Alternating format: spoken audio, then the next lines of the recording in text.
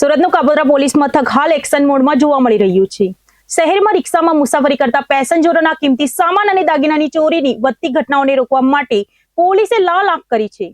કાબોદ્રા પોલીસે જાહેરનામાનો ભંગ કરનારા અને બેફામ રીતે રિક્ષા ચલાવનારા ચાલકો વિરુદ્ધ એક ખાસ ઝુંબેશ હાથ ધરી મોટી કાર્યવાહી હાથ ધરી હતી।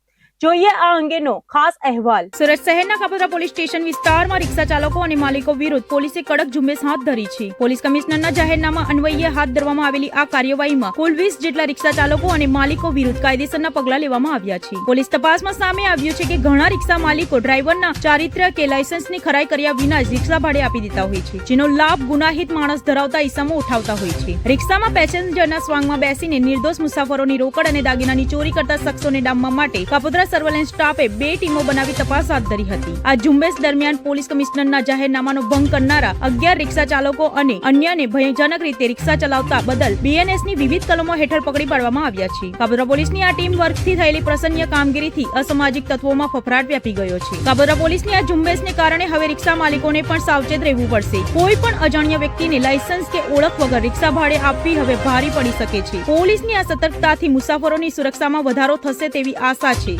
સુરત શહેરમાં કામરેજ વિસ્તારથી લઈ અને ગરનાળા સુધી વરાછા રોડ આવેલો છે, જે સુરતનો સૌથી લાંબો રોડ છે, જેની ઉપર વહેલી સવારે ઘણી બધી લક્ઝરી બસો આવતી હોય છે અને પેસેન્જરો ઉતરતા હોય છે અને પોતાના ઘરે જતા હોય છે અને મોટા પ્રમાણમાં ઓટો રિક્ષાઓ સવારમાં આ રોડ ઉપર ચાલતી હોય છે। ઘણીવાર એવા બનાવો બનેલા હોય છે કે આ ઓટો રિક્ષામાંથી પર્સ ચોરી, કોઈ સામાનની ચોરી થતી હોય છે અને આવા ચોરો સુરતના જુદા જુદા વિસ્તારમાંથી આવી વહેલી સવારે અહીંયા આવું કામ કરતા હોય છે। કાપોદ્રા પોલીસ સ્ટેશનમાં આવી નાની મોટી ઘણી બધી ફરિયાદો આવતી હોય છે, જેને અનુસંધાને અવારનવાર કાપોદ્રા પોલીસ સ્ટેશન દ્વારા વાહન ચેકિંગ કરવામાં આવે છે અને ખાસ કરીને ઓટો રિક્ષા ચેકિંગ કરવામાં આવે છે।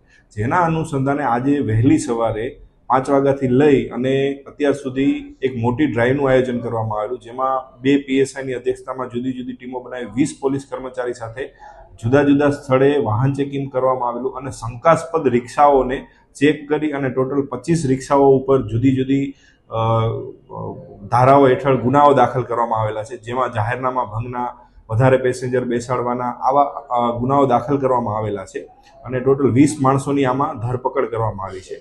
અને અમે જાહેર જનતાને કાપોદ્રા પોલીસ સ્ટેશન તરફથી વિનંતી કરી છે કે ઘણીવાર એવું બનતું હોય છે કે આ રિક્ષામાં નાની મોટી ચોરી થતું હોય છે તો પોલીસ સ્ટેશન સુધી માણસો પહોંચતા નથી। અમારી એવી વિનંતી છે કે આવું નાનામાં નાની વસ્તુ બને તો પોલીસ સ્ટેશન સુધી આપ પહોંચો અને પોલીસને ફરિયાદ કરો। સુરતના સલાબતપુરા વિસ્તારમાં ધોળા દિવસે થયેલા જીવલેણ હુમલાઓના કેસમાં પોલીસે ગણતરીના કલાકોમાં સફળતા મેળવી છે। ઉમરવાડા વિસ્તારમાં ફરિયાદી અને તેમના ભાઈ પર તીક્ષ્ણ હથિયારો વડે હુમલો કરી ફરાર થઈ ગયેલા રીઢા ગુનેગારની સલાબતપુરા પોલીસે ઝડપી પાડીને જેલના સળિયા પાછળ ધકેલી દીધો છે। સુરતના ઉમરવાડા વિસ્તારમાં વહેલી સવારે લોહિયાણ ખેલ ખેલાયો હતો, જેમાં ફરિયાદી અને તેમના ભાઈ પર અજાણ્યા હુમલાખોરોએ તીક્ષ્ણ હથિયાર વડે હુમલો કર્યો હતો। આ હુમલાને પગલે વિસ્તારમાં ભયનો માહોલ ફેલાઈ ગયો હતો। ઘટનાની ગંભીરતાને ધ્યાને લેતા સુરત શહેર પોલીસના ઉચ્ચ અધિકારીઓની સૂચનાથી સલાબતપુરા પોલીસની ટીમો કામે લાગી હતી। ટેકનિકલ સર્વેલન્સ અને બાતમીદારોના આધારે પોલીસે હુમલો કરનાર આરોપીને દબોચી લીધો હતો। પોલીસે આરોપીની કડકાઈથી પૂછપરછ કરી કાયદાનું ભાન કરાવ્યું હતું। પ્રાથમિક તપાસમાં જૂની અદાવત અથવા અંગત ઝઘડાને કારણે આ હુમલો થયો હોવાનું બહાર આવ્યું છે। સલાબતપુરા પોલીસે આરોપીની ધરપકડ કરી આગળની કાયદેસરની કાર્યવાહી હાથ ધરી છે। સુરત પોલીસની આ ત્વરિત કાર્યવાહીએ ફરી એકવાર સાબિત કર્યું છે કે શહેરમાં કાયદો અને વ્યવસ્થા તોડનારા તત્વોને બક્ષવામાં નહીં આવે। પોલીસ હાલ આ હુમલામાં સામેલ અન્ય શખ્સો અને હથિયારોના સ્ત્રોત અંગે તપાસ કરી રહી છે। સુરત શહેરમાં મેટ્રો રેલ પ્રોજેક્ટની કામગીરી હવે સ્થાનિક રહીશો માટે આફત સમાન બની રહી છે। ખાસ કરીને શહેરના કોટ વિસ્તારમાં મેટ્રોની કામગીરીને કારણે ભૂવા પડવાનો સિલસિલો યથાવત છે। શાહપુર માછલીપીટ વિસ્તારમાં આજે ફરી એકવાર 22 ફૂટ ઊંડો ભૂવો પડતા સ્થાનિકોમાં ફફડાટ વ્યાપી ગયો છે।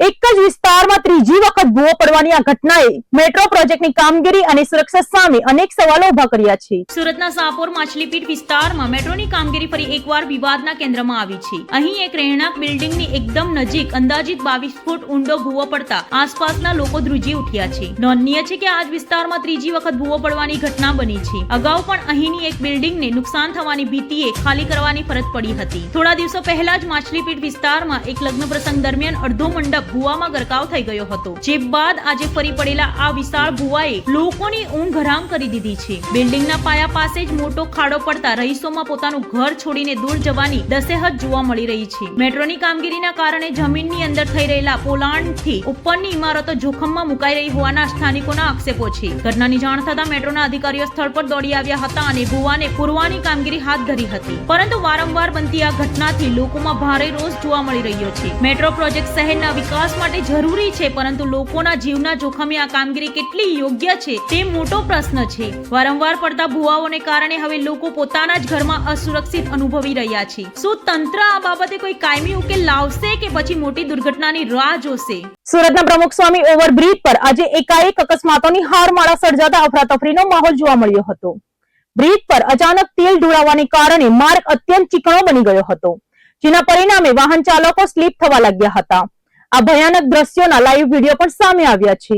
સુરતના વ્યસ્ત ગણાતા પ્રમુખ સ્વામી ઓવરબ્રિજ પર તેલ ઢોળાવવાની ઘટના સામે આવી છે. રસ્તા પર તેલ પડવાને કારણે માર્ગ પરથી પસાર થતા ટુ વ્હીલર વાહનો એક પછી એક સ્લીપ થતા અકસ્માતો સર્જાયા હતા. અચાનક બનેલી આ ઘટનાને પગલે વાહન ચાલકોમાં ભારે ભય અને ફફડાટનો માહોલ જોવા મળ્યો હતો. અકસ્માતની ઘટનાના લાઈવ વિડીયો સોશિયલ મીડિયા પર વાયરલ થયા છે, જેમાં વાહનો બેકાબુ બનીને સ્લીપ થતા દેખાઈ રહ્યા છે. ઘટનાની જાણ થતાં જ ફાયર વિભાગની ટીમ તાત્કાલિક અસરથી ઘટના સ્થળે દોડી આવી હતી. ફાયર ફાઈટરો દ્વારા રસ્તા પર પાણીનો મારો ચલાવી અને માટી નાખીને રોડ સાફ કરવાની કામગીરી હાથ ધરવામાં આવી હતી, જેથી વધુ અકસ્માતો અટકાવી શકાયા હતા. ફાયર વિભાગની ત્વરિત કામગીરીને કારણે મોટી દુર્ઘટનાઓ ટળી છે અને હાલ બ્રિજ પર વાહન વ્યવહાર ફરી સામાન્ય કરવામાં આવ્યો છે. જોકે બ્રિજ પર તેલ ક્યાંક વાહનમાંથી ઢોળાયું છે તે અંગે તપાસ હાથ ધરાઈ છે. સુરતમાં મેટ્રો રેલ પ્રોજેક્ટની કામગીરી હવે શહેરના સુરક્ષા કવચ સમાન ક્રાઇમ બ્રાન્ચ બિલ્ડિંગ સુધી પહોંચી છે. મેટ્રો ટનલ માટેના મશીન જ્યારે જમીનની અંદરથી પસાર થઈ રહ્યા છે, ત્યારે તેની સીધી અસર ઉપર આવેલી ઇમારતો પર જોવા મળી રહી છે. ક્રાઇમ બ્રાન્ચની મજબૂત ગણાતી ઓફિસમાં હાલ લોખંડના મજબૂત ટેકા મૂકવાની નોબત આવી પહોંચી છે.